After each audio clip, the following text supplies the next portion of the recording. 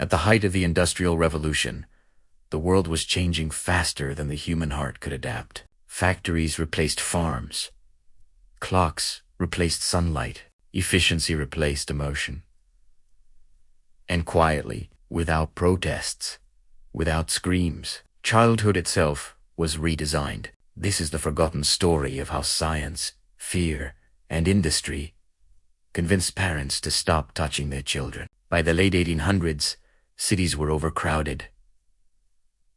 Parents worked long hours. Children were expected to adapt quickly to become disciplined, silent, productive adults. Love was no longer seen as necessary. Love was seen as dangerous. Crying children were not hurting. They were manipulating. And comfort. Comfort was weakness. This was the soil in which a new kind of science grew. Dr.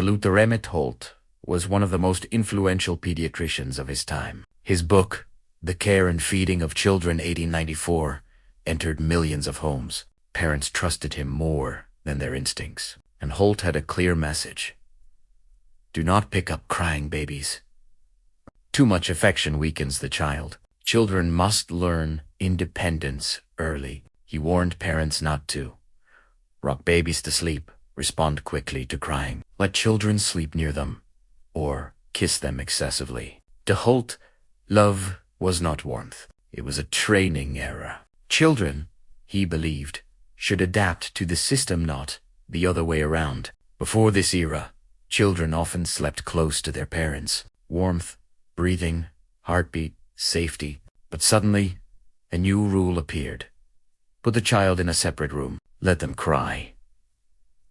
Night after night, babies cried themselves into exhaustion. Parents were told, if you respond, you ruin them. This practice was praised as modern, scientific, civilized. What was actually happening was emotional abandonment disguised as discipline. Then came John B. Watson, the founder of behaviorism. Watson believed humans were programmable. Give him a baby, he said, and he could shape them into anything. His advice shocked even some doctors. Never hug your child. Never kiss them. Shake hands with them in the morning. Yes, a handshake instead of a hug. Watson believed affection created dependency, weakness, emotional instability. The perfect citizen of the industrial age, in his mind, was emotionally controlled, obedient, detached, and efficient. Love had no place in factories, so it had no place in childhood. The tragedy wasn't immediate.